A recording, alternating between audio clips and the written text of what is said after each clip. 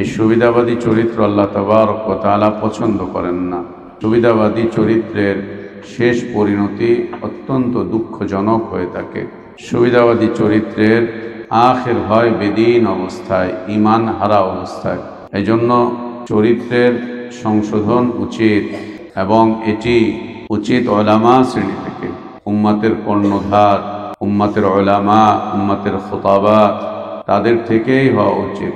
এই যে দেশে এখন ঠান্ডা পড়েছে, আমরা ঠান্ডা দেখতে পাচ্ছি, অনুভব করতে পারছি, মানুষ যুবতবু হয়ে পড়েছে।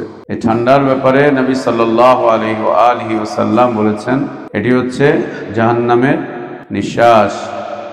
মিন শুরুরি আনফুসিনা ওয়া মিন সাইয়্যাতি আ'মালিনা মান ইয়াহদিহিল্লাহু ফালা মুদিল্লা লাহু ওয়া মান ইউদ্লিল ফালা হাদিয়া লাহু وأشهد أن لا إله إلا الله وحده لا شريك له وأشهد أن محمدا عبده ورسوله يا أيها الذين آمنوا اتقوا الله حق تقاته ولا تموتن إلا وأنتم مسلمون يا أيها الناس اتقوا ربكم الذي خلقكم من نفس واحدة وخلق منها زوجها وبث منهما رجالا كثيرا ونساء واتقوا الله الذي تساءلون به والأرحام إن الله كان عليكم رقيبا يا أيها الذين آمنوا اتقوا الله وقولوا قولا سديدا يصلح لكم أعمالكم ويغفر لكم ذنوبكم ومن يطع الله ورسوله فقد فاز فوزا عظيما أما بعد فإن خير الحديث كتاب الله وخير الهدي هدي محمد صلى الله عليه وسلم وشر الأمور محدثاتها وكل محدثة بدعة وكل بدعة ضلالة وكل ضلالة في النار اللهم انفعنا بما علمتنا وعلمنا ما ينفعنا وزدنا علما اللهم إنا نعوذ بك من علم لا ينفع ومن قلب لا يخشع ومن نفس لا تشبع ومن دعوة لا يستجاب لها اللهم آت نفوسنا تقواها وزكها أنت خير من زكاها أنت ولينا ومولاها يا حي يا قيوم برحمتك نستغيث أصلح لنا شأننا كله ولا تكلنا إلى أنفسنا طرفة عين سبحانك لا علم لنا إلا ما علمتنا إنك أنت العليم الحكيم اللهم إنا نسألك علما نافعا ورزقا طيبا وعملا متقبلا اللهم إنا نسألك علما نافعا ورزقا طيبا وعملا متقبلا اللهم إنا نسألك علما نافعا ورزقا طيبا وعملا متقبلا الحمد لله আল্লাহ তাবারক ওয়া তাআলার বিশেষ দয়ায়, তার বিশেষ অনুগ্রহে, তার বিশেষ করুণায় আমরা আল্লাহর পক্ষ থেকে আসা সর্বশ্রেষ্ঠ, সর্বশেষ, তার পছন্দনীয় দিনটুকু জানতে, বুঝতে, মানতে চেষ্টা করছি। আল্লাহর কাছে আমাদের দোয়া, আল্লাহ আমাদের এই দিনই জীবনটুকু কবুল করে নেন, আমাদের ভুলগুলো আল্লাহ সংশোধন করে দেন, গুনাহগুলো, অন্যায়গুলো, অপরাধগুলোকে আল্লাহ মাফ করে দেন। আল্লাহ আমাদেরকে ঈমান আর ইসলামের প্রকৃত সৌন্দর্যের উপর বেঁচে থাকার তৌফিক দান করেন। ঈমান আর ইসলামের পূর্ণতার উপরেই আল্লাহ আমাদেরকে মৃত্যু দান করেন, আমিন। আলহামদুলিল্লাহ, আমরা জুমার দিনের ফজরের পরের এই বারাকাতপূর্ণ সময়ে, এই মুবারক সময়ে আখলাকুল মুসলিমিন আও আখলাকুনা মুসলিমিনদের আখলাক কেমন হবে, কেমন হওয়া উচিত, আল্লাহ কেমনটা পছন্দ করেন, এবং আমাদের আখলাকটা কেমন হওয়া উচিত বা আমাদের আখলাকের ধরনগুলো কেমন হওয়া উচিত, কোন ধরনের আখলাক আল্লাহ পছন্দ করেন আর কোন ধরনের আখলাক আল্লাহ অপছন্দ করেন, এ বিষয় নিয়ে আমরা ফজরের পরের এই মুবারক সময়ে আলোচনা করছিলাম। আখলাক বা চরিত্র অনেক গুরুত্বপূর্ণ এক বিষয়বস্তু, অনেক গুরুত্বপূর্ণ এক বিষয়বস্তু হচ্ছে আখলাক বা চরিত্র। চরিত্র দিয়েই পৃথিবীতে অনেক কিছু অর্জন করা যায়, আর চরিত্রহীনতার কারণে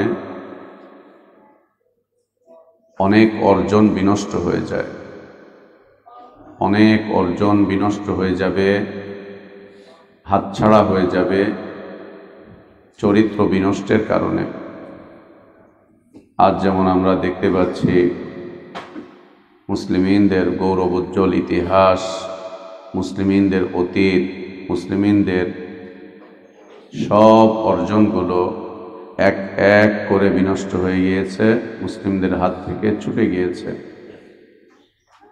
চরিত্রের কারণে। চরিত্রের পবিত্রতা, চরিত্রের সুস্থতা একান্ত জরুরি। চরিত্রের পবিত্রতা এবং চরিত্রের সুস্থতা একান্ত জরুরি, একান্ত জরুরি। চরিত্রটাকে যেন আমরা পবিত্র রাখতে পারি, চরিত্রটাকে যেন আমরা সুস্থ রাখতে পারি। চরিত্র অসুস্থ হয়ে পড়ে, চরিত্র অপবিত্র হয়ে পড়ে। চারিত্রিক পবিত্রতা এবং চারিত্রিক সুস্থতা এটি অত্যন্ত গুরুত্বপূর্ণ বিষয়বস্তু। আল্লাহ আমাদের চরিত্রের পবিত্রতা দান করেন, আমাদের চরিত্রের সুস্থতা দান করেন। এক সুস্থ চরিত্র এর উপর যেন জীবন যাপন করতে পারি, আল্লাহ সেই তৌফিক আমাদেরকে দান করেন। আজ পৃথিবীর মুসলিমিনদের দিকে তাকালে বা আমরা যদি আমাদের দিকে তাকাই, তাহলে আমরা কোন চরিত্রের অধিকারী এটা আমরা নিজেরাই বলতে পারবো না। যদি আমরা আমাদের চরিত্রের দিকে তাকাই, আমরা নিজেরাই বলতে পারবো না যে আমরা কোন চরিত্রের অধিকারী, কোন চরিত্রে আমরা চরিত্রবান, কোন চরিত্র আমরা লালন করছি। আর যদি একান্ত বলতেও পারি, তাহলে এটাই বলা উচিত বা এটাই বলা শোভনীয় যে আমরা সুবিধাবাদী চরিত্রের লোক। সুবিধাবাদী চরিত্রের লোক হচ্ছি আমরা, যেখানে যেই চরিত্র ধারণ করলে পরে আমরা দুনিয়ার সুবিধা পাব, দুনিয়া খেতে পারবো, দুনিয়া কামড়াতে পারবো, দুনিয়া নিতে পারবো, সেই চরিত্রই আজ আমরা ধারণ করে বসে আছি দ্বীনের ক্ষেত্রে এবং দুনিয়ার ক্ষেত্রে, দুনিয়ার ক্ষেত্রে এবং আখিরাতের ক্ষেত্রে। সবগুলো ক্ষেত্রে সুবিধাবাদী চরিত্র আমরা ধারণ করে বসে আছি, সুবিধাবাদী চরিত্র আমরা লালন করছি। লাইয়াদু বিল্লাহ, নাসআলুল্লাহ আল আফিয়াত ওয়াস সালাম। এই সুবিধাবাদী চরিত্র আল্লাহ তাবারক ওয়া তাআলা পছন্দ করেন না। সুবিধাবাদী চরিত্রের শেষ পরিণতি অত্যন্ত দুঃখজনক হয়ে থাকে। সুবিধাবাদী চরিত্রের আখির হয় বেদীন অবস্থায়, ঈমান হারা অবস্থায়। ঈমানহীন অবস্থায়, ঈমান হারা অবস্থায় সুবিধাবাদী চরিত্রের আখির হয়। এই জন্য চরিত্রের সংশোধন উচিত, এবং এটি উচিত উলামা শ্রেণী থেকে। উম্মতের কর্ণধার, উম্মতের উলামা, উম্মতের খুতাবা, তাদের থেকেই হওয়া উচিত। আজ আমরা আওয়ামদের চরিত্র সংশোধনের কথা বলি, আওয়ামদের চরিত্রের পিছনে আমরা কাজ করি, কিন্তু নিজেরা নিজেদের চরিত্র হারিয়ে ফেলেছি। আমরা নিজেরাই জানি না যে আমাদের চরিত্র আমরা কখন হারিয়ে ফেললাম, কখন আমাদের থেকে আমাদের চরিত্র হারিয়ে গেল, দূরে চলে গেল, আমরা নিজেরাই বলতে পারি না, নিজেরাই জানি না। শুরু করা উচিত আমাদের নিজেদের থেকেই। আমরা যদি বদলাই তো পৃথিবী বদলে যাবে ইনশাআল্লাহ। আমাদের চরিত্র যদি পবিত্র হয় তো অন্যদেরও চরিত্র পবিত্র হবে ইনশাআল্লাহ। আমাদের চরিত্র যদি সুস্থ হয় তো অন্যদের চরিত্রও সুস্থ হয়ে যাবে ইনশাআল্লাহ। কিন্তু অন্যদের চরিত্র সুস্থ করতে গিয়ে আমরাই যদি অসুস্থ হয়ে পড়ি, অন্যদেরকে পবিত্র করতে গিয়ে আমরাই যদি অপবিত্র হয়ে পড়ি, তাহলে আর পৃথিবীতে পবিত্রতা বাকি থাকবে না। যেভাবে পৃথিবী থেকে পবিত্রতা এক এক করে বিদায় নিচ্ছে, এক এক করে যেভাবে বিদায় নিচ্ছে, প্রত্যেকটা ক্ষেত্রে, আমাদের জীবনের প্রত্যেকটা ক্ষেত্রে আমরা চরিত্রের পবিত্রতা, চরিত্রের সুস্থতা একদম হারিয়ে ফেলেছি, একেবারে হারিয়ে ফেলেছি। এই নাজুক পরিস্থিতি আমাদের জীবনের জন্য কল্যাণজনক নয়। এই নাজুক পরিস্থিতি আমাদের জীবনের জন্য ভালো কিছু না, উত্তম কিছু না, একদম উত্তম কিছু না। আল্লাহ তাবারক ওয়া তাআলা পৃথিবীতে তার পছন্দনীয় এক শ্রেণীর বান্দা রয়েছেন, যাদেরকে আল্লাহ ইবাদুর রহমান বলে আখ্যায়িত করেছেন।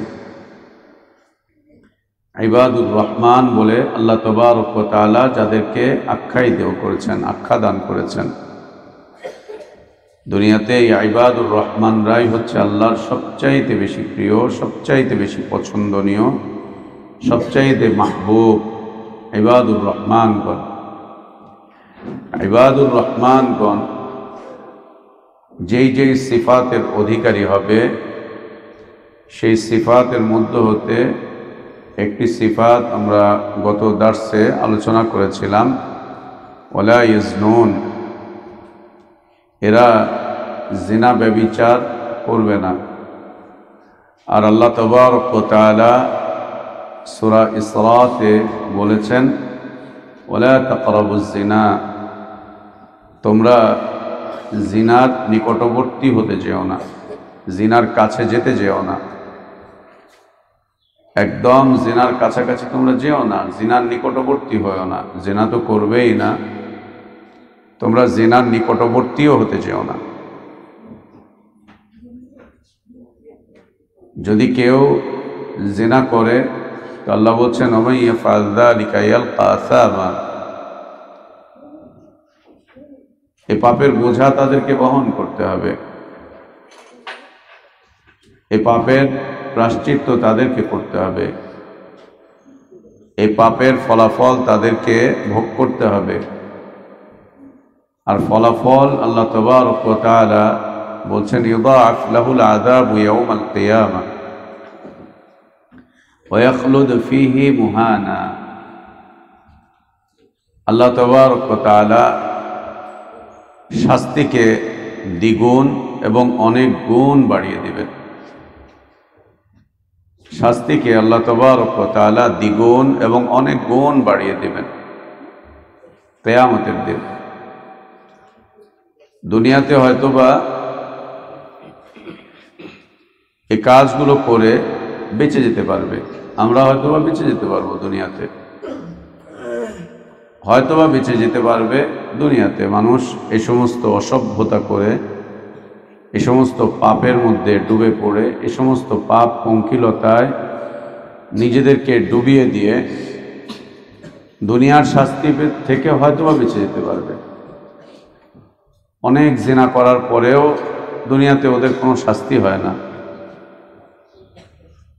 অনেক সতীত্ব হরণ করার পরেও দুনিয়াতে ওদের কোনো শাস্তি হয় না, বুক ফুলিয়ে চলে, দাম্ভিকতার সাথে চলে। আল্লাহ তাবারক ওয়া তাআলা ছাড় দিয়ে রেখেছেন, ছেড়ে রেখেছেন। দুনিয়াতে হয়তোবা সরাসরি এই গুনাহের শাস্তি হচ্ছে না, অন্য কোনো না কোনোভাবে আল্লাহ তাবারক ওয়া তাআলা তাকে শাস্তি দিচ্ছেন, শাস্তি ভোগ করছে। আর দুনিয়াতে যদি শাস্তি থেকে বেঁচে যেতেও পারে, কোনো কারণে যদি ও শাস্তির মুখোমুখি নাও হয় দুনিয়াতে, ইউদাআফ লাহুল আযাবু ইয়াউমাল কিয়ামাতি ওয়া ইয়াখলুদু ফীহি মুহানা। কিয়ামতের দিন এই শাস্তিকে আল্লাহ তাবারক ওয়া তাআলা বৃদ্ধি করবেন, দ্বিগুণ বহুগুণ বৃদ্ধি করে দিবেন। এই দ্বিগুণ বহুগুণের অর্থ হচ্ছে আল্লাহ তাবারক ওয়া তাআলা আগুনের জাহান্নাম সৃষ্টি করেছেন। জাহান্নামে যে আগুন হবে সে আগুন দুনিয়ার এই আগুনের চাইতে বহুগুণ বেশি তাপের হবে। আগুনেই ফেলবেন আল্লাহ তাবারক ওয়া তাআলা। ওর চতুর্দিকে আগুন থাকবে, ডানে বামে সামনে পিছনে নিচে এবং উপরে। আগুনের মধ্যেই থাকবে, কিন্তু সে আগুনের তাপ দুনিয়ার এই আগুনের চাইতে বহুগুণ বেশি হবে, অনেক গুণ বেশি হবে এই আগুনের চাইতে।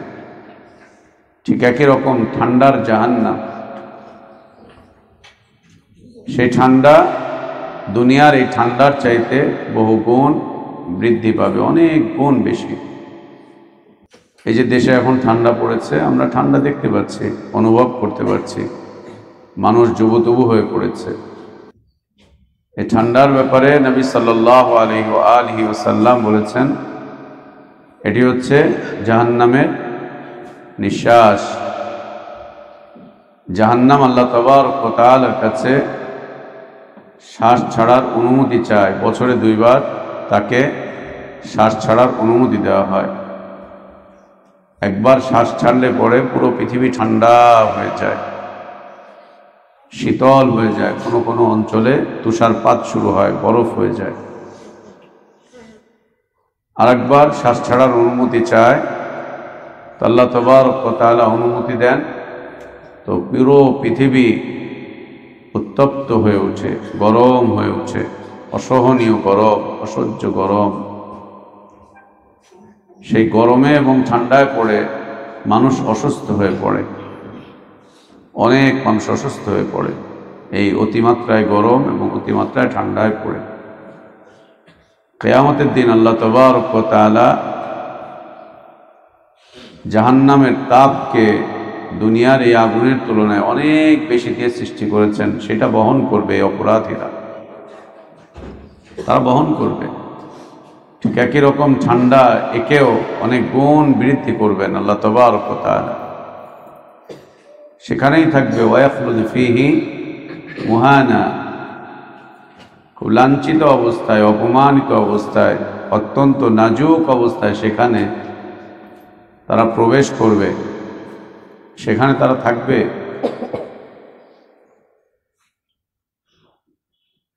ইবাদুর রহমানগণ জিনা থেকে বিরত থাকবে, জিনার নিকটেও যাবে না। আমরা আগের দার্সে বলেছিলাম, জিনার নিকটবর্তী হওয়া বিভিন্ন সংস্কৃতির মাধ্যম দিয়ে, বিভিন্ন অনুষ্ঠানাদির মাধ্যম দিয়ে, বিভিন্ন মিলন মেলার মাধ্যম দিয়ে, বিভিন্ন সংস্কৃতির মাধ্যম দিয়ে জিনার নিকটবর্তী হচ্ছে, মানুষ জিনা ব্যভিচারে জড়িয়ে পড়ছে। আর অবস্থা এমন দাঁড়িয়েছে, কুফফারদের কথা বাদ দিয়ে দিতে হবে, মুসলিমিনদের, নামধারী মুসলিমদের, বর্তমান সময় নামধারী মুসলমান, এদের এমন কোনো অনুষ্ঠানাদি পাওয়া যাবে না যে অনুষ্ঠানাদিগুলোতে অশ্লীলতা, বেহায়াপনা নেই। আল্লাহ তাবারক ওয়া তাআলা আমাদেরকে বছরে 2টি ঈদ দিয়েছেন। এই 2টি ঈদ আল্লাহ তাবারক ওয়া তাআলা ইবাদত হিসেবে আমাদেরকে দান করেছেন। ঈদ মানে খুশি, ঈদ মানে আনন্দ, এটা মিথ্যা কথা, যেটা আমরা ছোটবেলা থেকে দেখে এসেছি। ঈদ মানে খুশি, ঈদ মানে আনন্দ। তো খুশি আর আনন্দ মানুষ অপকর্ম, পাপ আর গুনাহের মাধ্যম দিয়ে উদযাপন করে। ঈদ মানে খুশি, ঈদ মানে আনন্দ নয়। ঈদ বছর ঘুরে আসবে একটা উৎসবের, যা উপভোগ করতে হবে ইবাদতের মাধ্যম দিয়ে। ইবাদতের মাধ্যম দিয়ে যা উপভোগ করতে হবে, ইবাদতের মাধ্যম দিয়ে। এখানের কোনো আনন্দ, কোনো খুশি যাতে আল্লাহ দ্রোহিতার কারণ না হয়, চরিত্র হননের কারণ না হয়, আখলাক বিনষ্টের কারণ যেন না হয়। ঈদের দিন আমরা দেখে থাকি মা বাবারা তাদের যুবতী মেয়েদেরকে স্বাধীন করে দেয়। ও বান্ধবীর বাসায় বেড়াতে যাচ্ছে, আত্মীয়র বাসায় বেড়াতে যাচ্ছে, এই নাম করে ও বাড়ি থেকে বের হয়ে ও বন্ধু বান্ধবদের সাথে, ও ওর পছন্দের মানুষের সাথে, ও এর সাথে তার সাথে সারাটা দিন ঘুরে ফিরে বেরিয়ে নিজের সতীত্ব সব বিনষ্ট করে দিয়ে তারপরে ফিরে আসে। লা ইলাহা ইল্লাল্লাহ। ঈদের দিন মানে গান শুনতে হবে, নাটক দেখতে হবে, সিনেমা দেখতে হবে। ঈদের দিন মানে যুবকরা মদ আর মাদকতার মধ্যে লুটিয়ে পড়বে। ঈদের দিন মানে যুবক যুবতীরা জিনা ব্যভিচারের মধ্যে জড়িত হয়ে পড়বে। এটাকে ঈদ বলে না, এটাকে ঈদ বলে না। যদি এটাই ঈদ হয় তাহলে এর নাম দিতে হবে এটা অবাধ্যতার দিবস, আল্লাহর অবাধ্যতার দিবস। উঠাও, বলতে হবে যে এটা আল্লাহর অবাধ্যতার দিবস, এটা ঈদের দিন না, ইয়ামুল ঈদ না, এটা ইয়ামুল ঈদ না, এটা অন্য কিছু। এর নিকটবর্তী হতে আল্লাহ তাবারক ওয়া তাআলা নিষেধ করেছেন। কেউ যদি আল্লাহর এই নিষেধাজ্ঞাকে অমান্য করে তো আল্লাহ বলছেন ওয়া ইয়াফআল যালিকা ইয়ালকা আসামা ইউদাআফ লাহুল আযাবু ইয়াওমাল কিয়ামা ওয়া ইয়াখলুদ ফীহি মুহানা। আল্লাহ কিয়ামতের দিন যে শাস্তি দিবেন, এই শাস্তি বহন করার যোগ্যতা, ক্ষমতা আমাদের নেই। আসলে আল্লাহ যে শাস্তি দিবেন সে শাস্তি বহন করার যোগ্যতা, সেই শাস্তি বহন করার ক্ষমতা আসলে আমাদের নেই। যেহেতু আমরা তা বহন করতে পারবো না, যেহেতু আমরা তা বহন করার যোগ্যতা রাখি না, অতএব আল্লাহ যেটা পছন্দ করেন আমরা সেদিকেই অগ্রসর হই। আল্লাহ আমাদেরকে তৌফিক দান করেন। যে কোনো উপায়ে সচেষ্ট থাকতে হবে, চেষ্টা করে যেতে হবে কোনোভাবেই যাতে করে আমরা ইবাদুর রহমানের যে সিফাত আছে এর থেকে যেন আমরা বের হয়ে না যাই। কেউ যদি জিনা ব্যভিচারের মধ্যে জড়িয়ে পড়ে তো তার এই বৈশিষ্ট্য সে হারিয়ে ফেলবে, এই বৈশিষ্ট্য সে একদম হারিয়ে ফেলবে, এই বৈশিষ্ট্য আর তার মাঝে থাকবে না।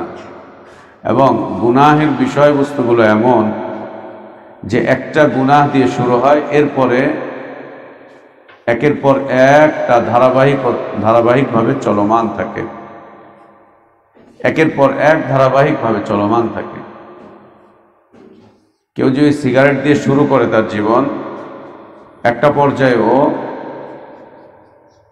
ড্রাগ অ্যাডিক্টেড হয়ে যাবে, নেশাখোর হয়ে যাবে, ও নেশায় আসক্ত হয়ে যাবে, নেশায় আসক্ত হয়ে যাবে। কেউ যদি ওর জীবনে জিনাকে একবার প্রশ্রয় দিয়ে দেয়, জিনা নেশার মতো ওর জীবনে লেগে থাকবে, মিশে থাকবে।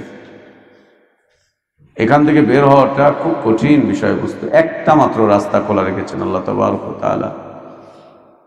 যাবতীয় গুনাহ থেকে, যাবতীয় পাপ থেকে, অন্যায় থেকে বের হওয়ার জন্য আল্লাহ তাবারক ওয়া তাআলা মাত্র একটা রাস্তা খোলা রেখেছেন, আর কোনো রাস্তা খোলা নেই, একটা মাত্র রাস্তা খোলা রেখেছেন। গুনাহের বিষয়বস্তুগুলো এরকমই, অপরাধের বিষয়বস্তুগুলো এরকমই। একটা অপরাধকে যদি আমরা আমাদের জীবনে সুযোগ করে দেই, জায়গা করে দেই, ও অন্যান্য আরো অপরাধগুলোকে ডেকে আনবে, অনেক অপরাধকে সে ডেকে আনবে। হারাম খাওয়ার একটা অপরাধকে যদি আমরা আমাদের জীবনে জায়গা করে দেই, হারাম ভক্ষণ শুরু করি, তো অনেক পাপকে ডেকে আনবে, অনেক গুনাহকে ডেকে আনবে, অনেক গুনাহকে ডেকে আনবে। একটা অন্যায় শত অন্যায়ের রাস্তা খুলে দেয়, শত অন্যায়ের রাস্তা খুলে দেয়, কিন্তু একটা ন্যায় অনেক ন্যায়ের রাস্তাকে খুলে দেয় এমনটা পাওয়া যাবে না, খুব কঠিন। একটা ন্যায় অনেক ন্যায় কাজের রাস্তা খুলে দেয় এমনটা পাওয়া যাবে না, কিন্তু একটা অন্যায় অনেক অন্যায়ের রাস্তাকে খুলে দিবে, অনেক অন্যায়ের রাস্তাকে খুলে দেবে, অনেক অপরাধের রাস্তাকে খুলে দিবে, অনেক অবাধ্যতার রাস্তাকে খুলে দিবে। একটা অন্যায় অনেক অবাধ্যতার রাস্তাকে খুলে দিবে, একটা গুনাহ, একটা পাপ অনেক অবাধ্যতার রাস্তাকে খুলে দেয়। এজন্য অত্যন্ত সচেষ্ট থাকা, খুব বেশি করে নিজেদের জীবনে পাহারাদারি নিয়ে আসা, যে অন্যায়গুলো অপরাধগুলো যাতে প্রবেশ করতে না পারে। একটা অন্যায় শত অন্যায়ের রাস্তা খুলে দিবে, একটা অপরাধ শত অপরাধের রাস্তা খুলে দিবে। কিন্তু যদি কোনোভাবে আমাদের জীবনে কোনো একটা নেক আমল ঢুকে, এটা বলাটা খুব দুষ্কর যে একটা নেক আমল আমাকে অনেকগুলো নেক আমলের রাস্তা খুলে দেয়, এটা খুব দুষ্কর বলা। বরং একটা নেক আমল করা শুরু করলে সেইটাকেই ধরে রাখাটা অনেক কষ্ট হয়ে যায়। এই জন্যই নবী সাল্লাল্লাহু আলাইহি ওয়াসাল্লাম বলেছেন, আহাব্বুল আমালি ইলাল্লাহি আদওয়ামুহা ওয়া ইন কাল্লাত।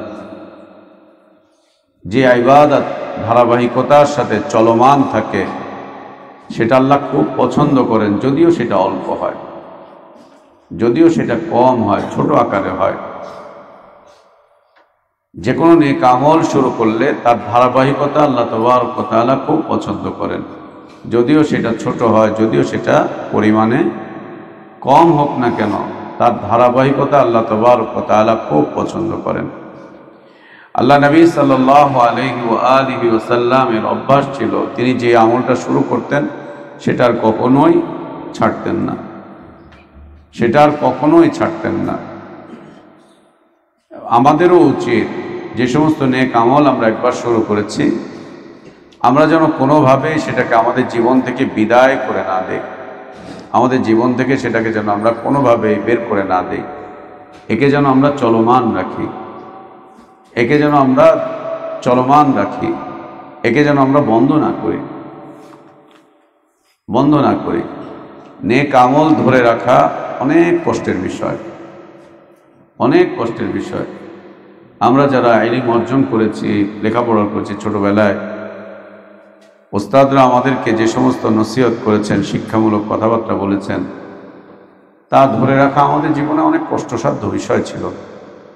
যেমনটা এখন তোমাদের জীবনে প্রতিদিন কোরআন কারীমের তর্জমা পড়ছো, কিন্তু কোরআন তর্জমার সাথে জীবনের কোনো মিল নেই, মিল খুঁজে পাওয়া যায় না।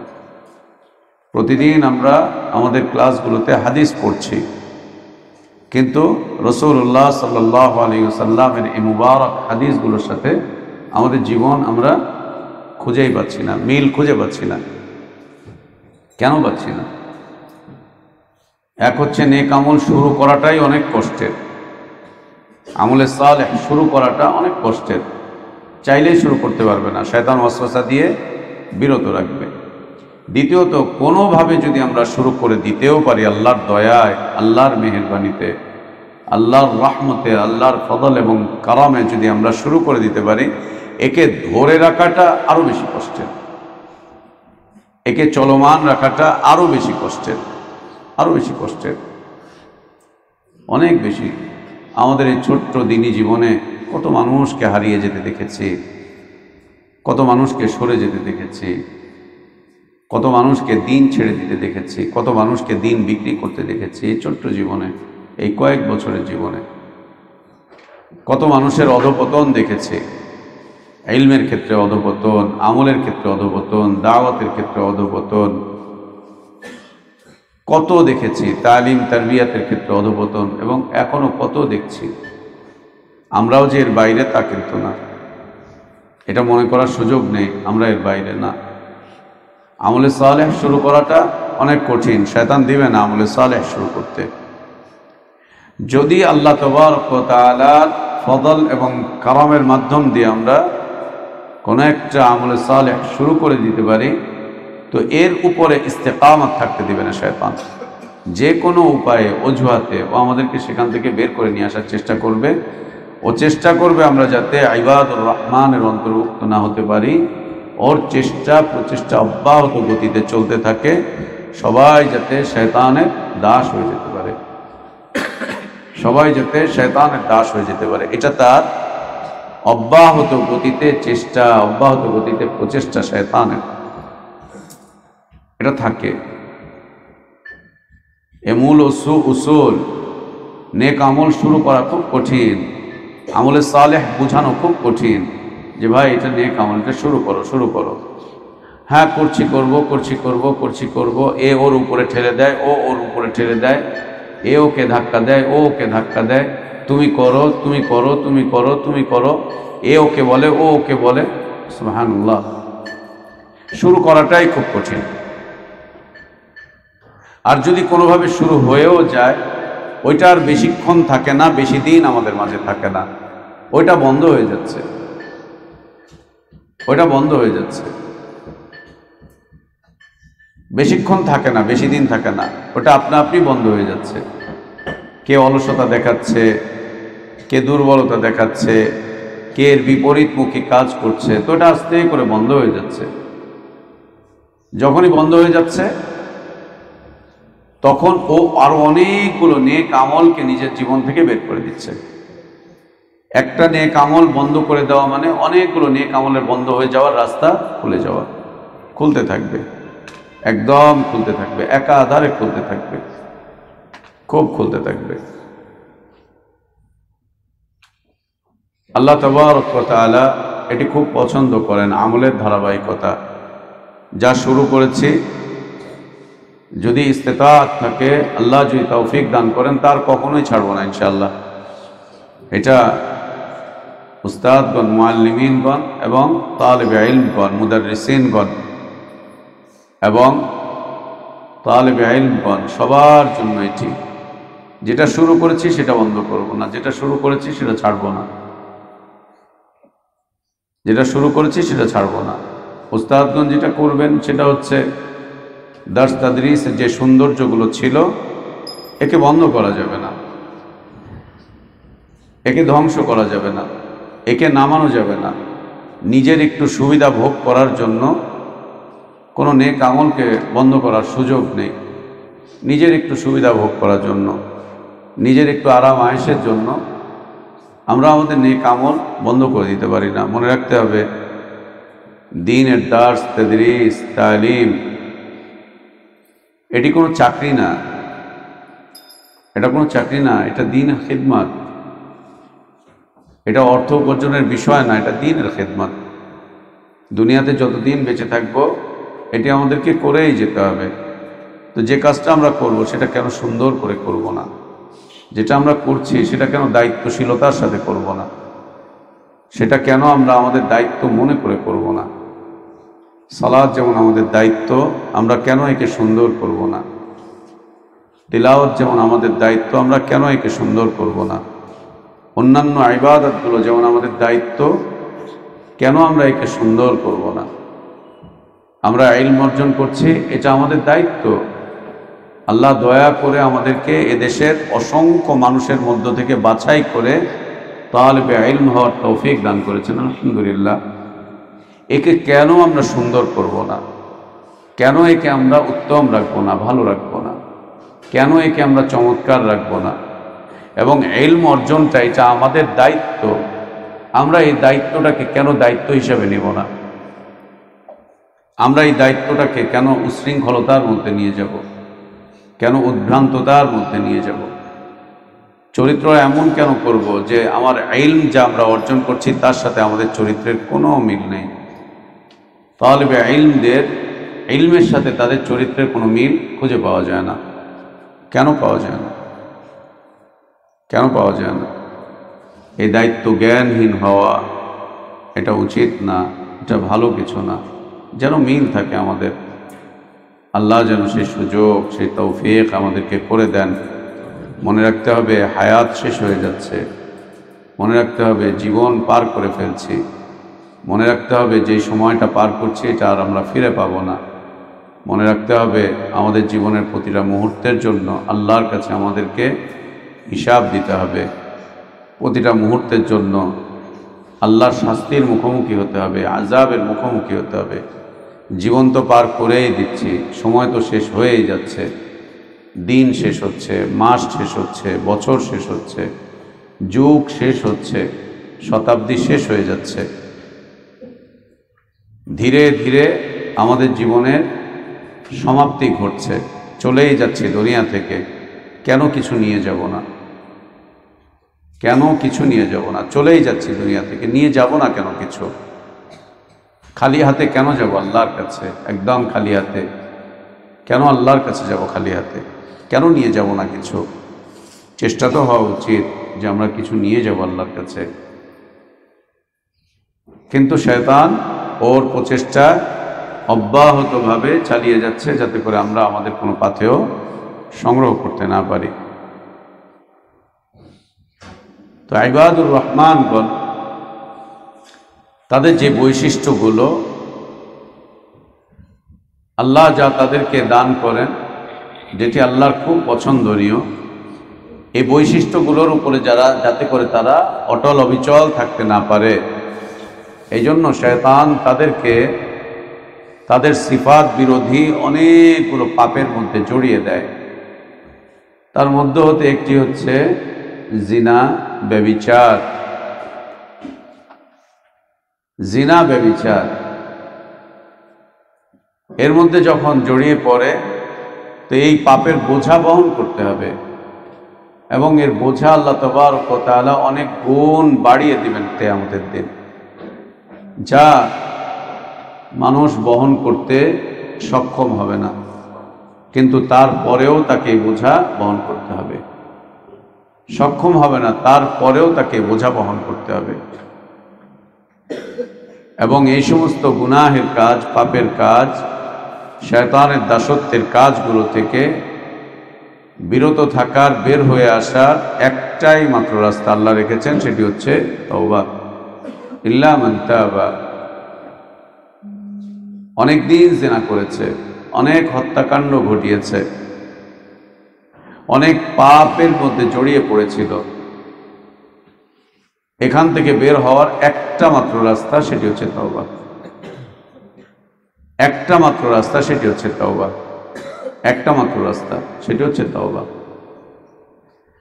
তওবা একজন মুসলিমের বা একজন মানুষের জীবনের দুটি বিষয়কে নিশ্চিত করে।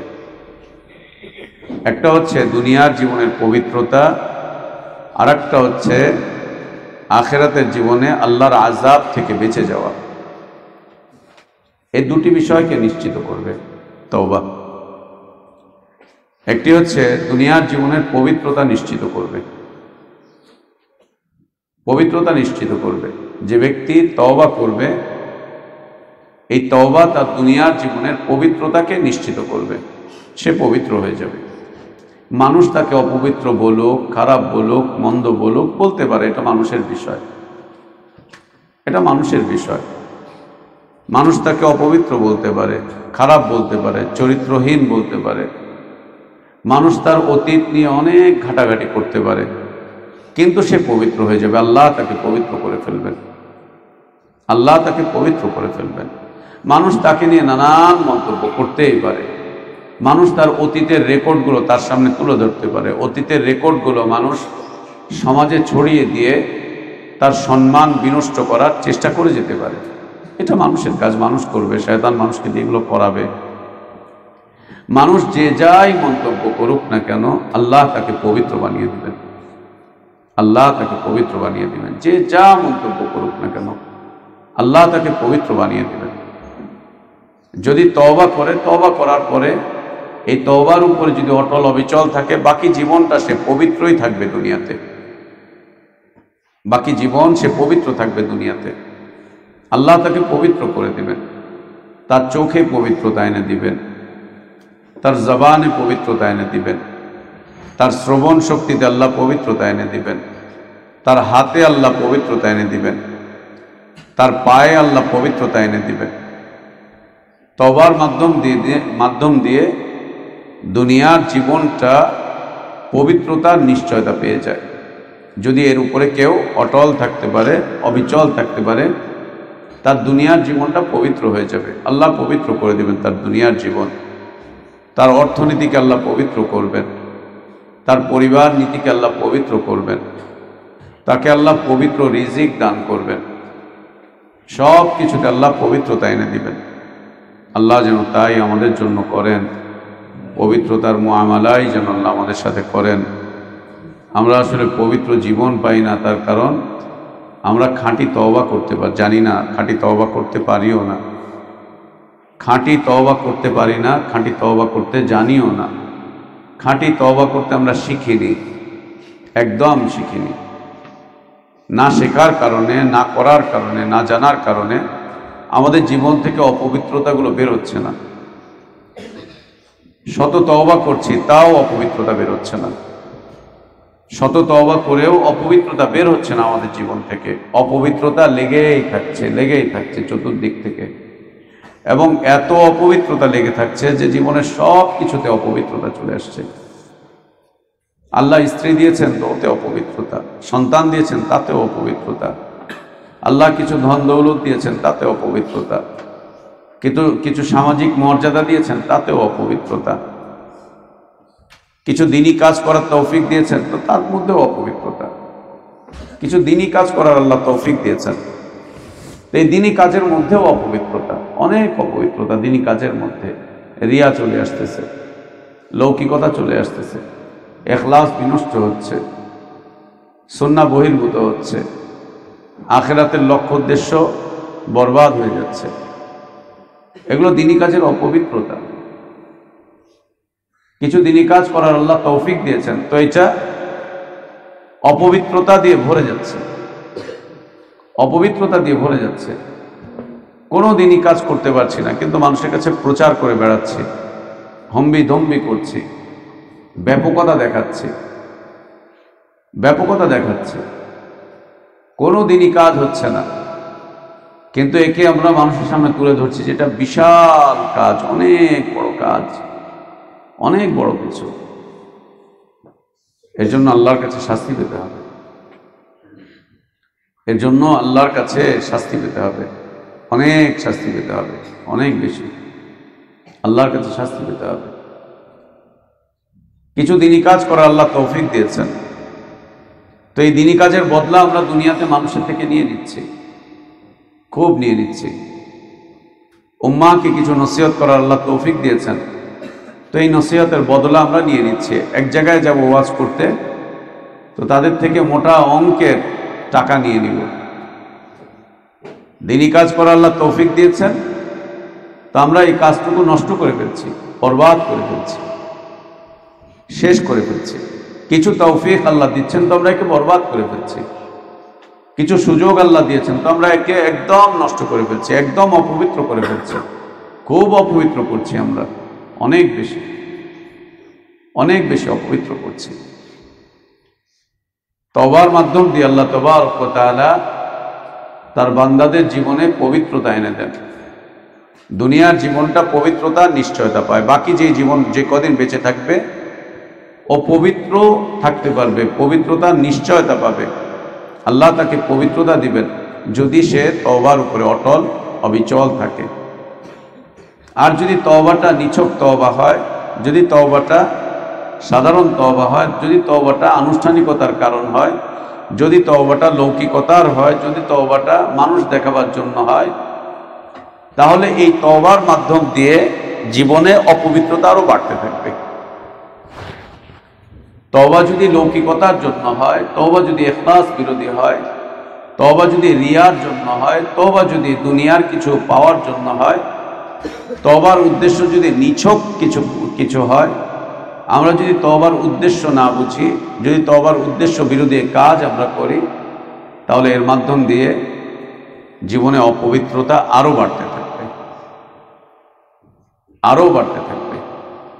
আল্লাহ বলছেন, ইন্নাল্লাযীনা আমানু সুম্মা কাফারু সুম্মা আমানু সুম্মা কাফারু সুম্মা ইজদাদু কুফরা লাম ইয়াকুনিল্লাহু লিয়াগফিরা লাহুম ওয়ালা লিয়াহদিয়াহুম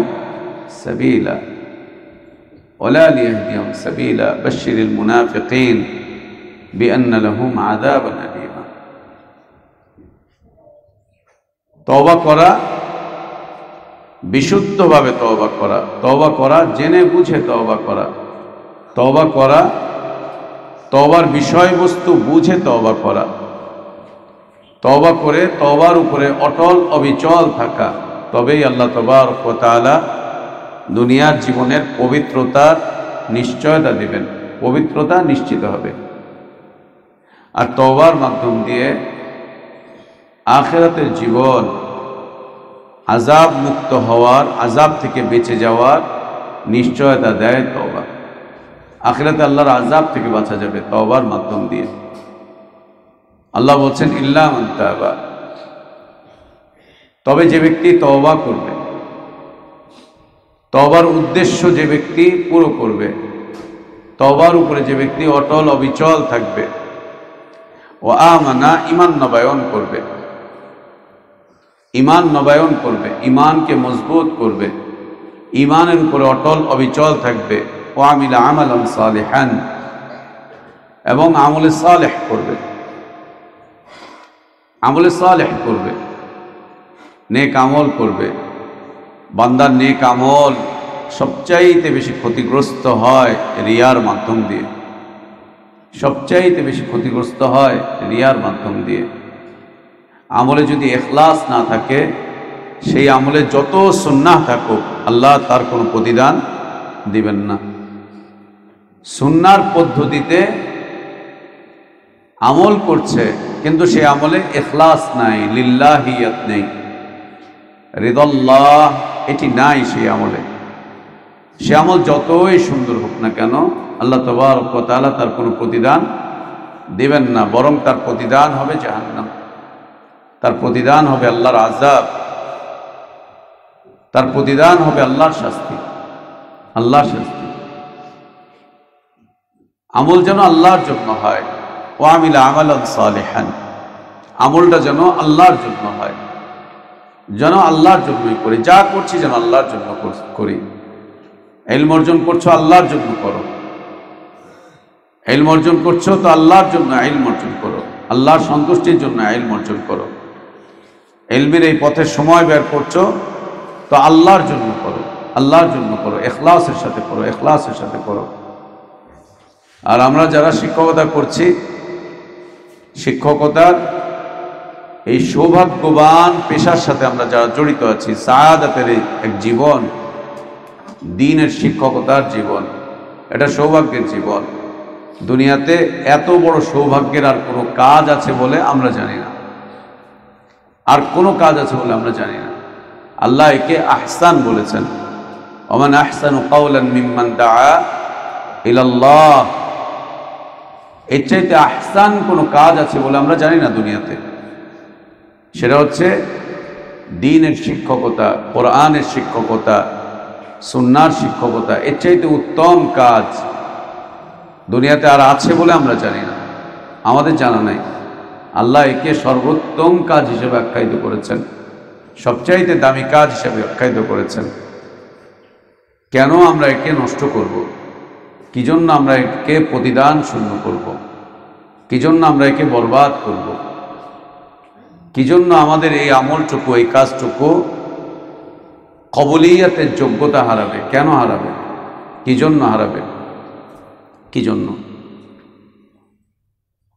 আল্লাহ তাবারক ওয়া তাআলা তিনি বলছেন ইল্লা মান তাবা ওয়া আমানা ওয়া আমিলা আমালান সালিহান। তওবা করবে শর্তের সাথে, ঈমান নবায়ন করবে, তওবা করবে, ঈমান নবায়ন করবে। যদি কোনো মুসলিম অপরাধ করে থাকে তো তার অপরাধের জন্য তার ঈমান কমে যায়। আল ঈমান ইয়াজিদু ওয়া ইয়ানকুসু, ইয়াজিদু বিত্তাআতি ওয়া ইয়ানকুসু বিল মাসিয়াতি, ওয়া ইয়ানকুসু বিল মাসিয়া।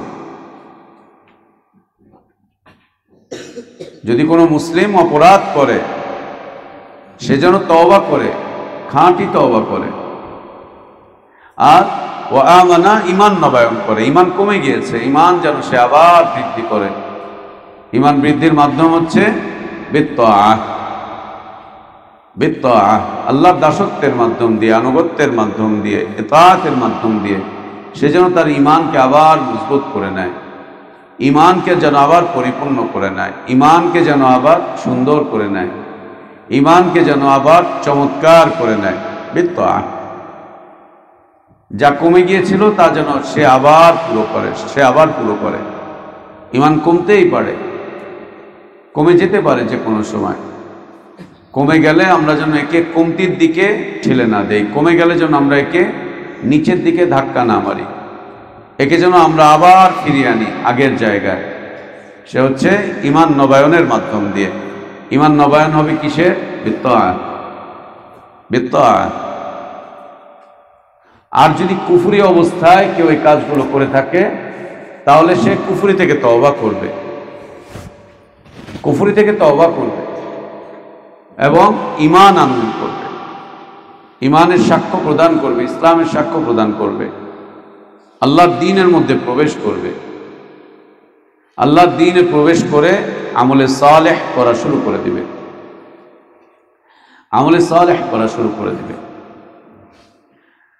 আল্লাহ তাবারক ওয়া তাআলা মুসলিমিনদেরকে যে সমস্ত আমলে সালেহ করার তৌফিক দিয়েছেন, এই আমলে সালেহ গুলোর মধ্য হতে খুব শক্তিশালী পাওয়ারফুল একটা আমলে সালেহ হচ্ছে তালিবে ইলম হতে পারা। তালিবে ইলম হতে পারা, যে কোনো শ্রেণীর, যে কোনো পেশার, যে কোনো বয়সের, যে কোনো শ্রেণীর, যে কোনো পেশার, যে কোনো বয়সের মুসলিমিনরা তালিবে ইলম হবে, এটা তার জন্য সবচাইতে বড় সৌভাগ্যের বিষয়। খুব পাওয়ারফুল শক্তিশালী এক আমলে সালেহ হচ্ছে তালিবে ইলম হতে পারা।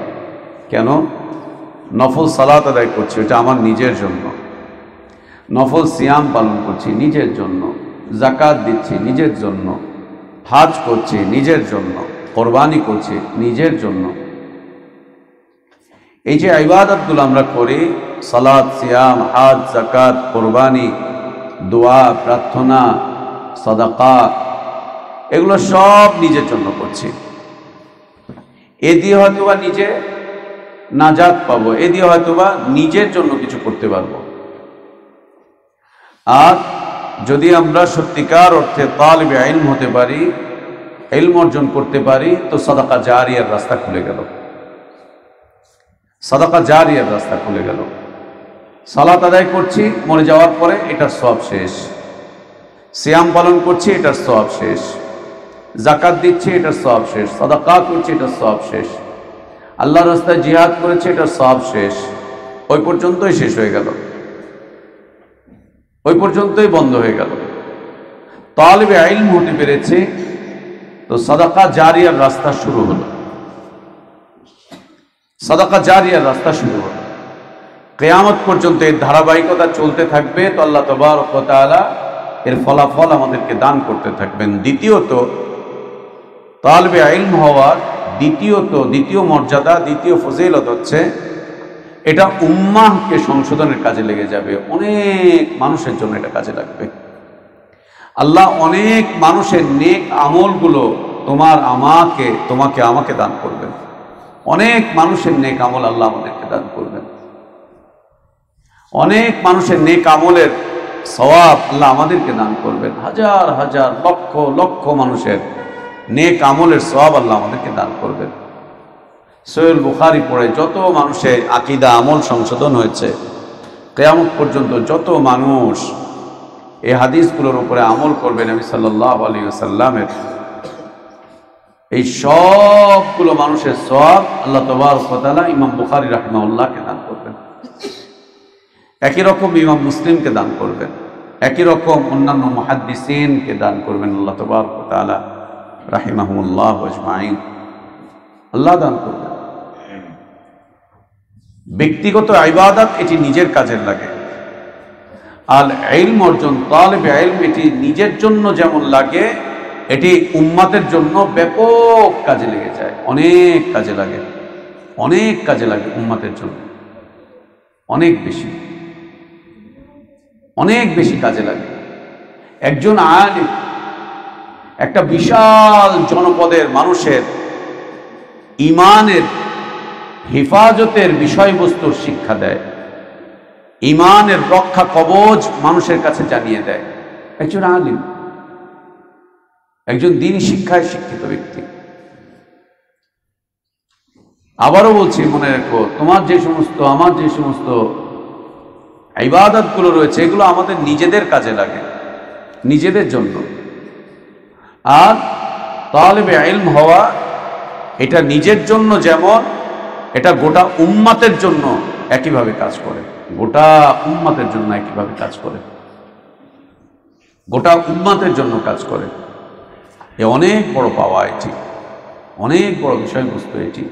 এই জন্য ইলমের এই পথে, দ্বীনি জীবনে ইলমের এই পথে সবচাইতে বেশি সবরের প্রয়োজন হয়, অনেক বেশি সবরের প্রয়োজন হয়।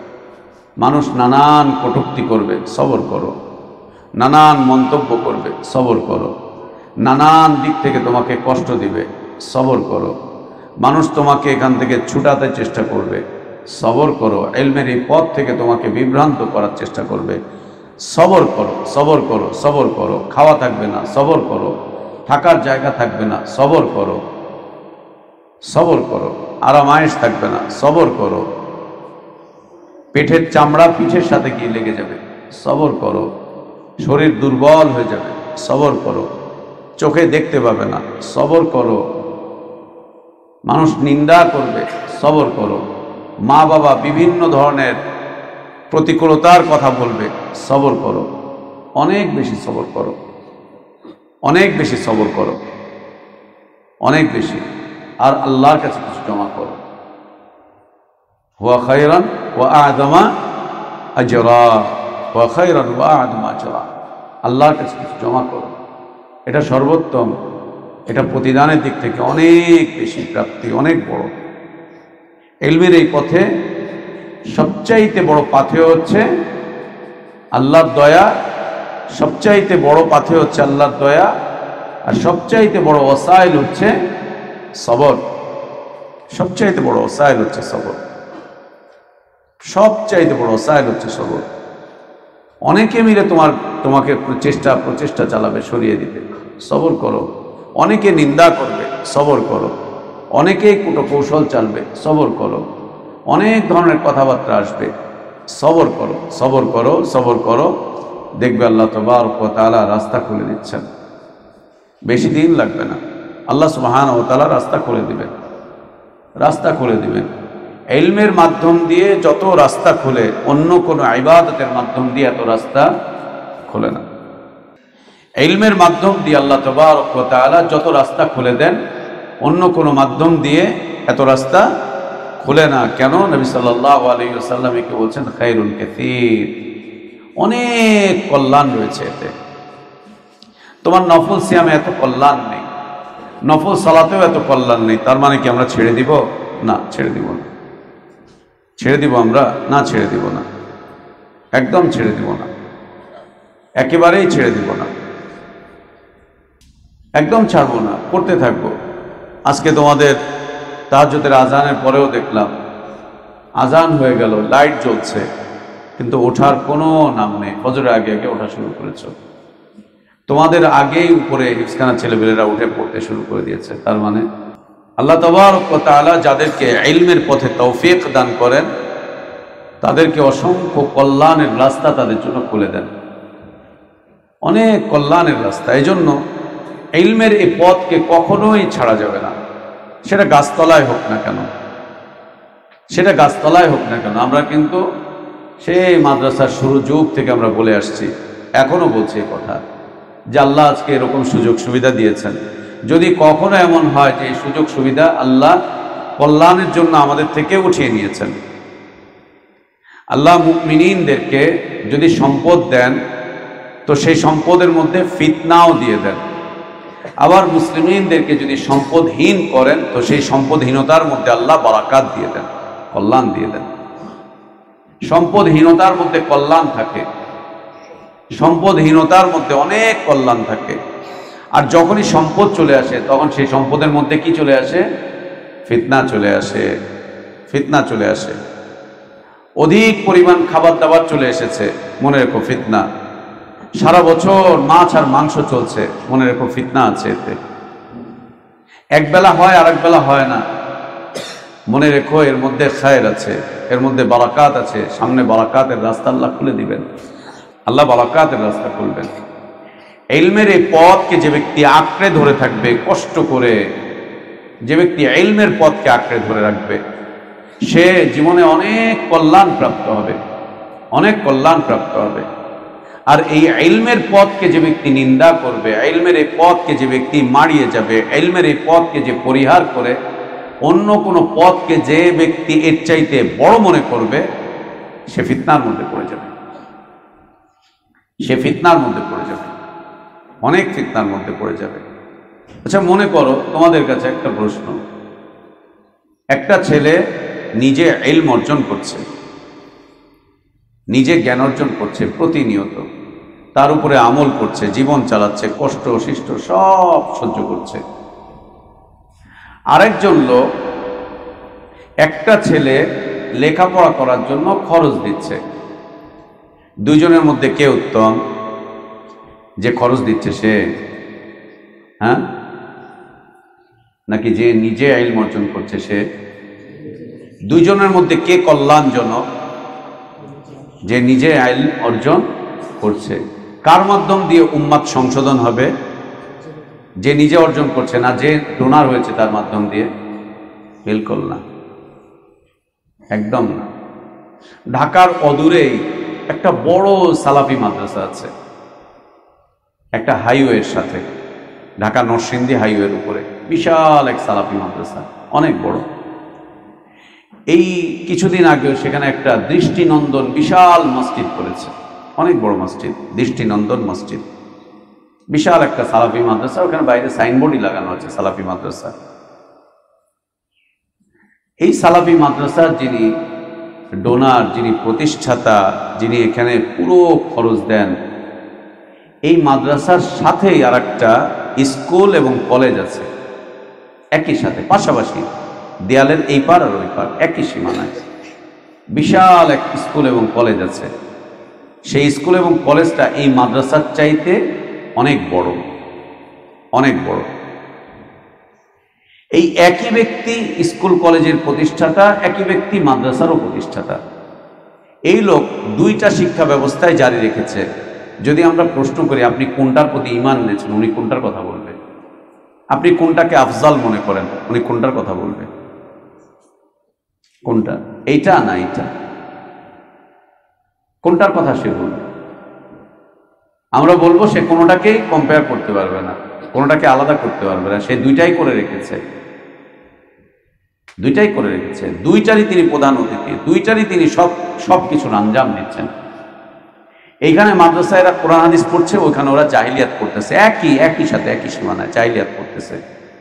এইখানে এরা তাহাজ্জুদের সময় সালাত আদায় করে, 5 ওয়াক্ত সালাত আদায় করে, ওইখানে ওরা সারা বছর নাচ গান সব করে, ওই একই ব্যক্তির খরচে।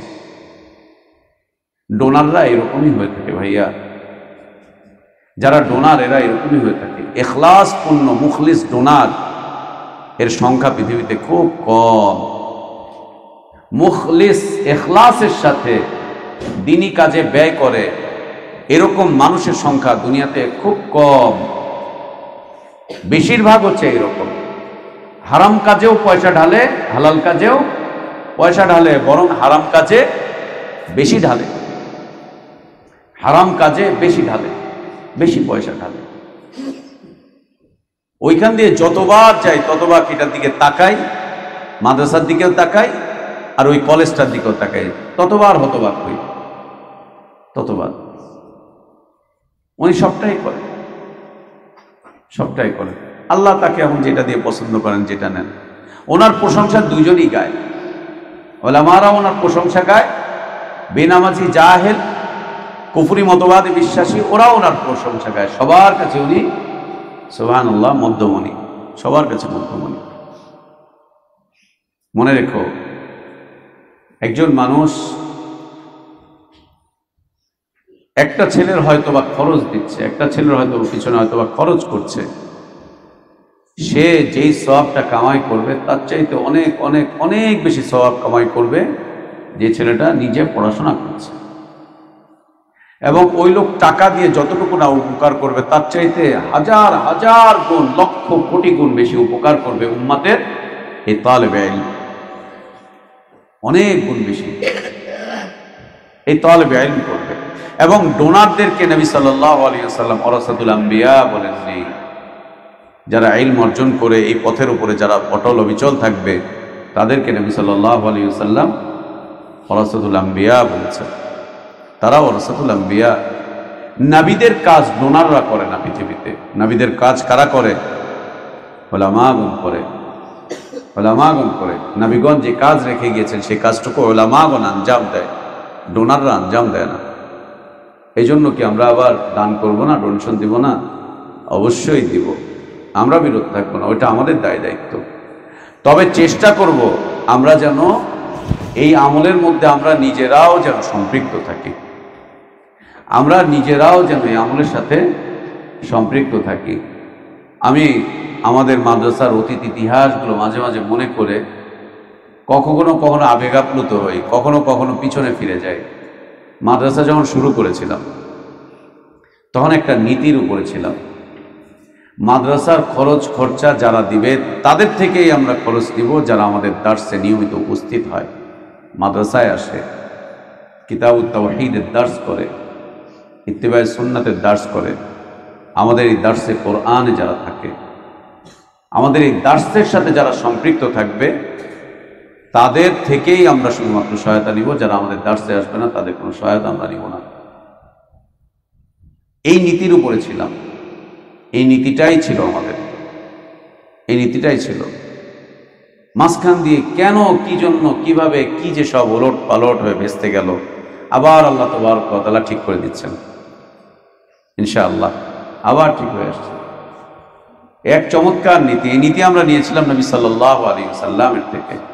আল্লাহ নবী সাল্লাল্লাহু আলাইহি ওয়াসাল্লাম সাহাবীদেরকে বলতেন তোমরা দান করো, সাহাবীদেরকে বলতেন এদের খরচ দাও, সাহাবীদেরকে বলতেন এদের মেহমানদারি করো, সাহাবীদেরকে বলতেন এদের সেবা করো, সাহাবীদেরকে বলতেন এটা করো, এটা করো, এটা করো, আল্লাহর রাস্তায় খরচ দাও,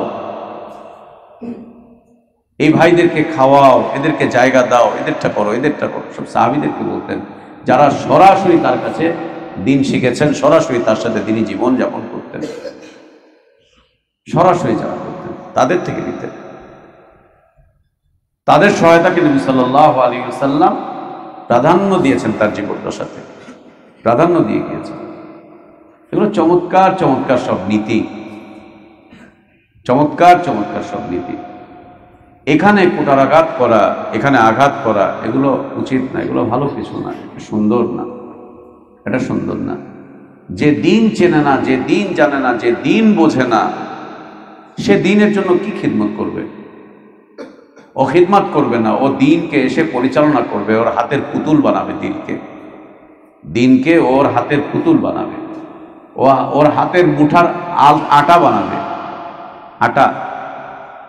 আটার চাক্কি দেখছো না, গোল গোল পরোটা বানায় যে হোটেলে রুটি বানায়, আটাকে গোল করে, গোল করে এরপরে এরকম করে করে ও মনে চাচ্ছে চাপটা করতে, ও মনে চাচ্ছে এটাকে বেলতে, ও মনে চাচ্ছে এটাকে থাপড়ে থাপড়া দিয়ে আবার আগুনের মধ্যে ফেলতে।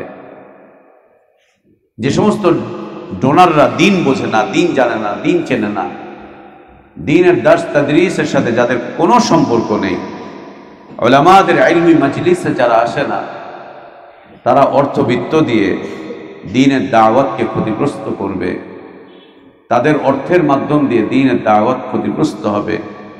তারা উলামাদের পরিচালকের ভূমিকা পালন করতে চেষ্টা করবে, উলামাদেরকে হাতের মুঠের আটা বানাবে, একে চাইলে বেলবে, একে চাইলে চ্যাপ্টা করবে, একে চাইলে গোল করবে, একে চাইলে আগুনের মধ্যে ফেলে একে তাপ দিয়ে এনে একে কামড়ে খেয়ে ফেলবে।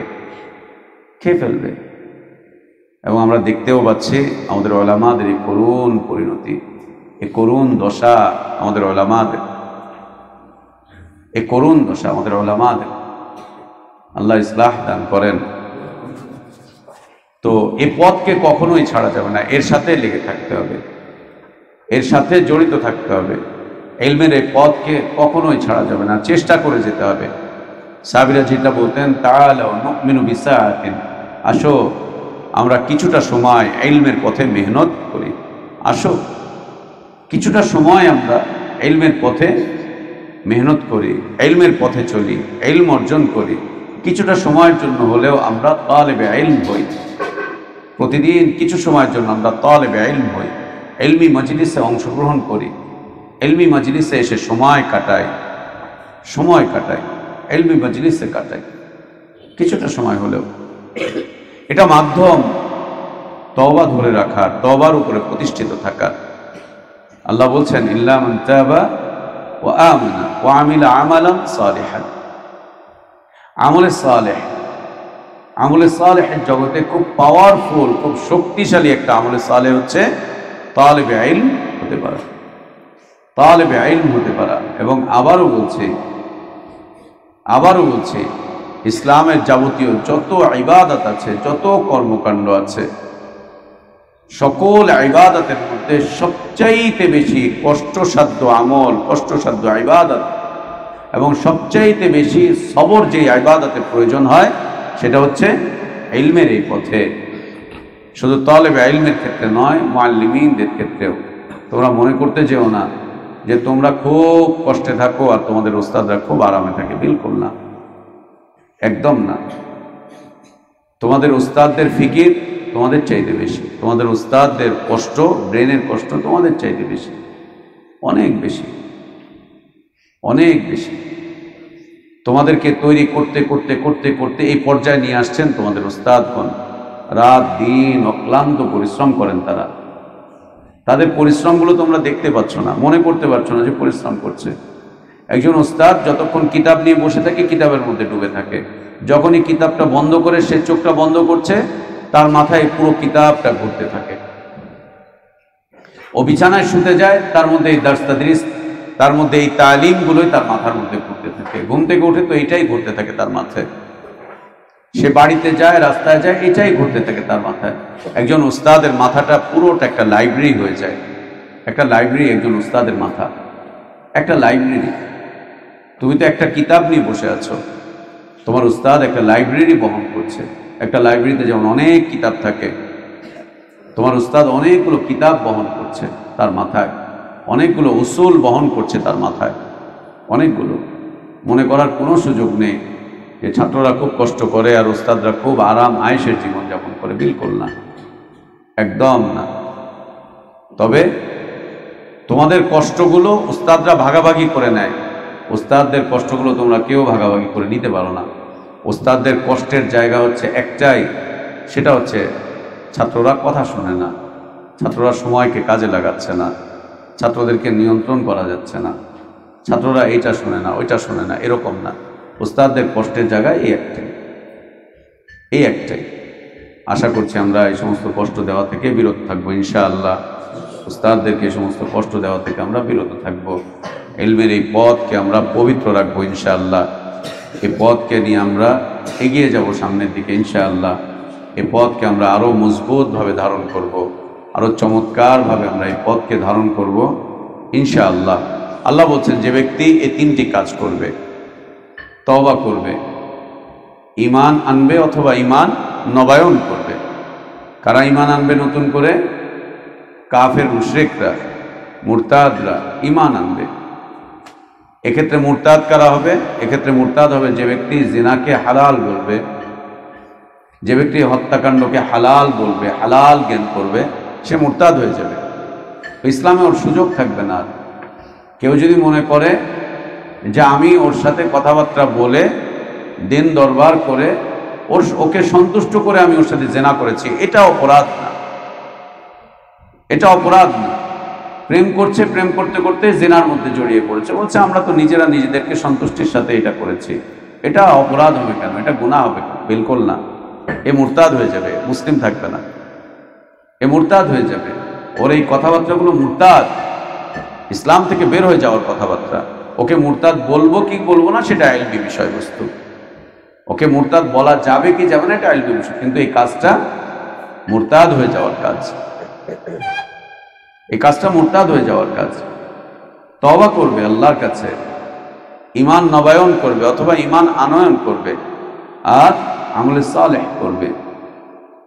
একটা আমলে সালেহ ছাড়বে না, যেটা তার সাধ্যের মধ্যে আছে। যেটা তার সাধ্যের মধ্যে নেই ওটা নিয়ে চেঁচামেচি করবে না, ইমাম মাহদির হাতে বায়াত করবো, তার বেটা মাত্র আমি ইমাম মাহদির হাতে বায়াত করবি। পৃথিবীতে এই পর্যন্ত লাখের উপরে মানুষ নিজেকে ইমাম মাহদি দাবি করেছে। কে ইমাম মাহদি? যখন আসবে তখন ইমাম মাহদির হাতে বায়াত করবে। তুমি এখন কি বায়াত করবা? কি বায়াত করবা? দাজ্জালের বিরুদ্ধে যুদ্ধ করবো। তোমার ভিতরে দাজ্জালকে লালন করছো, তুমি দাজ্জালের বিরুদ্ধে যুদ্ধ করবা? আশ্চর্য কথা। দিল্লির লাল কেল্লায় পতাকা উড়াবো। কি বলো এগুলো? পোড়া ডিমের পাগলা কথাবার্তা। দিল্লির লাল কেল্লা কি ইসলামের নিশান নাকি যে ওখানে তুমি লাল কেল্লায় পতাকা উড়াবা, দিল্লি বিজয় করবা? আজীব কথা। তোমার নিজের জীবন অন্যের কাছে পরাজিত, কাফের মুশরিকদের নীতি আদর্শ দিয়ে তোমার জীবন গড়ে উঠেছে, আর তুমি রাষ্ট্র দখল করবা, রাষ্ট্র কায়েম করবা, রাষ্ট্র বিজয় করে ফেলবা? না, এগুলো না। যেটা সাধ্যের মধ্যে আছে এটা করতে থাকো। ইলম অর্জন করা এখন তোমাদের সাধ্যের মধ্যে আছে। ইলম অনুযায়ী আমল করা এটা সাধ্যের মধ্যে আছে। ওস্তাদদের সাধ্যের মধ্যে আছে ছাত্রদের মাঝে ইলম বিতরণ করা। যেটা সাধ্যের মধ্যে আছে এটা করতে থাকো, এটা করতে থাকো। এই পথ বেয়ে বেয়ে আল্লাহ তাবারক ওয়া তাআলা আমাদেরকে সাআদাতের জীবন দান করবেন। এই পথ বেয়ে বেয়ে যেতে হবে। এই পথকে মাড়ানো যাবে না, একে ছাড়া যাবে না, একে বন্ধ করা যাবে না।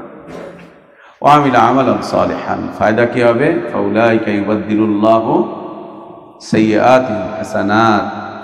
আল্লাহ তাবারক ওয়া তাআলা অতীতের গুনাহগুলোকে সওয়াব দিয়ে পরিবর্তন করে দিবেন। অতীতের অপবিত্রতাকে পবিত্রতা দিয়ে বদলে দিবেন। অতীতের জীবনটা অপবিত্র ছিল, আল্লাহ জীবনে পবিত্রতা এনে দিবেন। অতীতে দুষ্কর্ম ছিল, আল্লাহ আমলে সালেহ করার তৌফিক দান করবেন। অতীতে জীবনে অনেক নিকৃষ্টতা ছিল, আল্লাহ তাবারক ওয়া তাআলা জীবনে উৎকৃষ্টতা এনে দিবেন, অনেক উৎকৃষ্টতা এনে দিবেন। উৎকৃষ্টতা দিয়ে আল্লাহ তাবারক ওয়া তাআলা ভরিয়ে দিবেন। অতীতে জীবনে অনেক সংকুচিত অবস্থা ছিল, আল্লাহ তাবারক ওয়া তাআলা প্রত্যেকটা সংকুচিত অবস্থা থেকে বের করে আনবেন। অতীতের জীবনে খায়ের এবং বারাকাত ছিল না, আল্লাহ তাবারক ওয়া তাআলা খায়ের এবং বারাকাত দিয়ে ভরিয়ে দিবেন, একদম ভরিয়ে দিবেন। ইউবাদদিলুল্লাহ, আল্লাহ তাবদীল করে দিবেন সাইয়্যাতিহিম, অতীতের অপবিত্রতাগুলো, অতীতের দুষ্কর্মগুলো, অতীতের গুনাহগুলো, অতীতের মন্দগুলো, অতীতের নিকৃষ্টতাগুলো, অতীতের দুর্ভাগার বিষয়বস্তুগুলোকে আল্লাহ পবিত্র করে দিবেন, বদল করে দিবেন হাসানাত দিয়ে, তাইয়্যিবাত দিয়ে। হাসানাত দিয়ে বদলে দিবেন, তাইয়্যিবাত দিয়ে বদলে দিবেন, তাহারাত দিয়ে আল্লাহ তাবারক ওয়া তাআলা বদলে দিবেন, একদম বদলে দিবেন, পুরো পবিত্র করে দিবেন, একদম এপিট ওপিট হয়ে যাবে। এখন পৃথিবীর মানুষ যা ইচ্ছা তাই করতে পারে, যা ইচ্ছা তাই পৃথিবীর মানুষ বলতে পারে। মানুষ যা বলার বলুক, মানুষের কথায় কান না দিয়ে নিজেকে এগিয়ে নিয়ে যেতে হবে রহমানের বান্দা হওয়ার ক্ষেত্রে। আল্লাহ বলছেন ওয়াকানাল্লাহু গফুরুর রহিমা, আল্লাহ তিনি গফুর, তিনি রহিম। আল্লাহ গফুর, আল্লাহ রহিম, আল্লাহ তওবা কবুলকারী। তওবা করতে গিয়ে আমাদেরকে তওবার শর্তগুলো মেনে চলতে হবে, তওবার শর্তগুলো পালন করতে হবে। আহলে ইলমগণ তওবার 4টি শর্ত বলেছেন, তওবার 4টি শর্ত বলেছেন। আহলে ইলমগণ তওবার 4টি শর্ত উল্লেখ করেছেন। 1 নম্বর শর্ত হচ্ছে সে তার অতীত অপরাধগুলোকে ছেড়ে দিবে, বর্জন করবে, পরিত্যাগ করবে, পরিত্যাগ করবে। দ্বিতীয়ত অতীতের অপরাধগুলোর দিকে সে আর কখনো ফিরে যাবে না, একদম ফিরে যাবে না। তৃতীয়ত হচ্ছে সে তার অতীতকে নিয়ে আল্লাহর কাছে লজ্জিত হবে, মানুষের কাছে না, আল্লাহর কাছে লজ্জিত হবে। এবং আল্লাহ নবী সাল্লাল্লাহু আলাইহি ওয়াসাল্লাম বলছেন আন-নাদামু তাওবা, লজ্জিত হওয়াটাই হচ্ছে তওবা, আল্লাহর কাছে লজ্জিত হওয়াটাই হচ্ছে তওবা, অপরাধে ফিরে না যাওয়াটাই হচ্ছে তওবা, ফিরে না যাওয়াটাই হচ্ছে তওবা। এই 3টি বিষয় হচ্ছে যদি আল্লাহর হক নষ্ট করে থাকে। চতুর্থ শর্ত হচ্ছে বান্দার সাথে, বান্দার সাথে চতুর্থ শর্ত, যদি কোনো মানুষের হক নষ্ট করে থাকি, যদি কোনো মানুষের ইজ্জত লুণ্ঠন করে থাকি, যদি কোনো মানুষের অধিকার খর্ব করে থাকি, যদি কোনো মানুষের উপরে অপবাদ দিয়ে থাকি, গীবত করে থাকি, তবে তার কাছে এর স্বীকৃতি দিয়ে তার থেকে ক্ষমা চেয়ে নেওয়া, যে ভাই তোমার উপরে অন্যায় করেছিলাম, তার হকটুকু আদায় করে দেওয়া, তার প্রাপ্যটুকু তার কাছে পৌঁছে দেওয়া, তার কাছে ক্ষমা চেয়ে নেওয়া, নিজেকে তার থেকে ছাড়িয়ে নেওয়া, নিজেকে তার থেকে মুক্ত করে নেওয়া, তার কাছে গিয়ে নিজেকে মুক্ত করা, তার কাছে গিয়ে নিজেকে ছাড়িয়ে নেওয়া, যদি সে বেঁচে থাকে। আর যদি সে বেঁচে না থাকে, উলামাগণ বলছেন তার মাগফিরাতের জন্য আল্লাহর কাছে অনেক বেশি দোয়া করা, আল্লাহ তাকে মাফ করে দাও, আল্লাহ তাকে মাফ করে দাও। নিজেও তওবা করবে, নিজে লজ্জিত হবে, নিজে আল্লাহর কাছে স্বীকৃতি দিবে এবং তার জন্য ক্ষমা করবে, তার জন্য সাদাকা করবে, আল্লাহর কাছে সাদাকা করবে, ক্ষমা চাইবে তার জন্য, আল্লাহ তাবারক ওয়া তাআলার কাছে অনেক বেশি ক্ষমার প্রার্থনা করবে, অনেক বেশি ক্ষমা চাইবে আল্লাহ তাবারক ওয়া তাআলার কাছে। আল্লাহ সুবহানাহু ওয়া তাআলা বলছেন, ইয়া আইয়ুহাল্লাযীনা আমানু তুবু ইলাল্লাহি তাওবাতান নাসুহা, এই ইমানদাররা তোমরা আল্লাহর কাছে তওবা করো, সত্যিকার অর্থে তওবা, বিশুদ্ধ তওবা, বিশুদ্ধ চিত্তে তওবা, যেটা সত্যিই তওবা, সেই তওবাই করো, সেটাই করো। আল্লাহ তাবারক ওয়া তাআলা আরো বলছেন, অতুবু ইলাল্লাহি জামিআন আইয়ুহাল মুমিনুন লাআল্লাকুম তুফলিহুন, এই মুমিনিনরা তোমরা সবাই তওবা করো। যদি তওবা করতে পারো তো আশা করতে পারো যে তোমরা সফল জীবন পাবে তোমরা। আল্লাহ নবী সাল্লাল্লাহু আলাইহি ওয়া আলিহি ওয়াসাল্লাম পৃথিবীর মানুষকে বলেছেন, আইয়ুহান নাস তুবু ইলাল্লাহ, এই লোকজন তোমরা আল্লাহর কাছে তওবা করো, আল্লাহর কাছে তোমরা তওবা করো, আল্লাহর কাছে ফিরে যাও, আল্লাহর কাছে প্রত্যাবর্তন করো, আল্লাহর কাছে লজ্জিত হও, আল্লাহর সাথে ওয়াদা করো, অঙ্গীকার করো, আর এই পথে ফিরে যাবে না। এটা শুধু তোমাদেরকেই বলছে এরকমটা নয়, ফাইন্নী আতুবু ইলাল্লাহ আকসার মিন 70 মাররা, আমি প্রতিদিন আল্লাহর কাছে 70 বারের অধিক তওবা করে থাকি।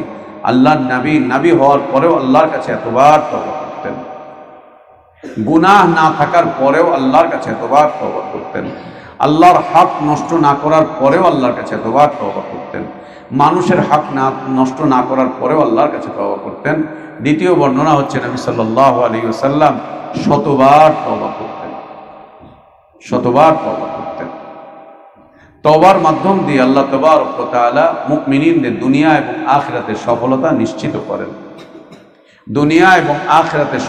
নিশ্চিত করেন, তওবার মাধ্যম দিয়ে। তওবার মাধ্যম দিয়ে আল্লাহ তাবারক ওয়া তাআলা মুমিনদেরকে শক্তিশালী করেন। তওবার মাধ্যম দিয়ে আল্লাহ তাবারক ওয়া তাআলা মুমিনদের রিজকে বৃদ্ধি দান করেন, রিজকে বারাকাত দান করেন। তওবার মাধ্যম দিয়ে আল্লাহ তাবারক ওয়া তাআলা দুনিয়া এবং আখিরাতের জীবনকে সুশোভিত করেন। অসংখ্য মর্যাদা আল্লাহ তাবারক ওয়া তাআলা তওবার মধ্যে দিয়ে রেখেছেন। তওবা করো, তওবা করি, তওবার মাধ্যম দিয়ে আমরা আমাদের জীবনকে সুসংহত করি, সুসজ্জিত করি। আল্লাহ সে তৌফিক আমাদেরকে দান করেন। যে কোনো উপায়ে আমাদেরকে আমাদের পরিচয়টুকু ধরে রাখতে হবে, আমরা যেন পৃথিবীতে ইবাদুর রহমান হিসেবে বেঁচে থাকতে পারি। এই পরিচয়টুকু আমাদেরকে ধরে রাখতে হবে যে আমরা দুনিয়াতে বাঁচবো তো ইবাদুর রহমান হয়ে বাঁচবো, ইবাদুর রহমান হয়ে বাঁচবো দুনিয়াতে। ইবাদুর রহমানের সিফাতগুলো আমরা যেন আমাদের মাঝে বলবৎ রাখি, কায়েম রাখি, দায়েম রাখি। আল্লাহ তাবারক ওয়া তাআলা সেই তৌফিক দান করেন।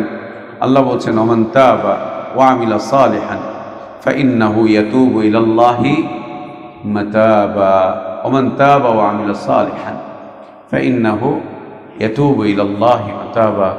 اللهم أصلح لنا ديننا الذي هو عصمة أمرنا، وأصلح لنا دنيانا التي فيها معاشنا، وأصلح لنا آخرتنا التي إليها معادنا، واجعل الحياة زيادة لنا في كل خير والموت راحة لنا من كل شر. اللهم اقسم لنا من خشيتك ما تحول به بيننا وبين معصيتك ومن طاعتك ما تبلغنا به جنتك ومن اليقين ما تهون به علينا مصائب الدنيا متعنا اللهم بأسماعنا وأبصارنا وقواتنا أبدا ما أبقيتنا واجعله الوارث منا واجعل ثأرنا على من ظلمنا وانصرنا على من عادانا اللهم لا تجعل مصيبتنا في ديننا اللهم لا تجعل مصيبتنا في ديننا اللهم لا تجعل مصيبتنا في ديننا ولا تجعل الدنيا أكبر همنا ولا مبلغ علمنا ولا إلى النار مصيرنا اللهم لا تسلط علينا بذنوبنا من لا يخافك فينا ولا يرحمنا اللهم أنت الله لا إله إلا أنت الغني ونحن الفقراء أنت الغني ونحن الفقراء أنت الغني ونحن الفقراء أنزل علينا الغيث ولا تجعلنا من القانتين اللهم أغثنا اللهم أغثنا اللهم أغثنا اللهم يا قاضي الحاجات يا كافي المهمات يا رافع الدرجات يا حلال المشكلات اللهم اقض حاجاتنا اللهم اقض حاجاتنا اللهم اقض حاجاتنا اللهم حلل مشكلاتنا اللهم ارفع درجاتنا اللهم ارفع درجاتنا اللهم اشف مرضانا ومرضى المسلمين اللهم اشف مرضانا ومرضى المسلمين اللهم اشف مرضانا ومرضى المسلمين اللهم ارحم موتانا وموتى المسلمين يا قوي يا عزيز يا أكرم الأكرمين يا ذا القوة المتين يا راحم المساكين يا حي يا قيوم برحمتك نستغيث أصلح لنا شأننا كله ولا تكلنا إلى أنفسنا طرفة عين اللهم إنا نسألك الهدى والتقى والعفاف والغنى اللهم إنا نسألك الهدى والسداد وصلى الله وسلم وبارك على نبينا محمد وعلى آله وأصحابه أجمعين سبحانك اللهم وبحمدك أشهد أن لا إله إلا أنت أستغفرك وأتوب إليك নাও যারা ঘুমিয়েছিল ঘুম থেকে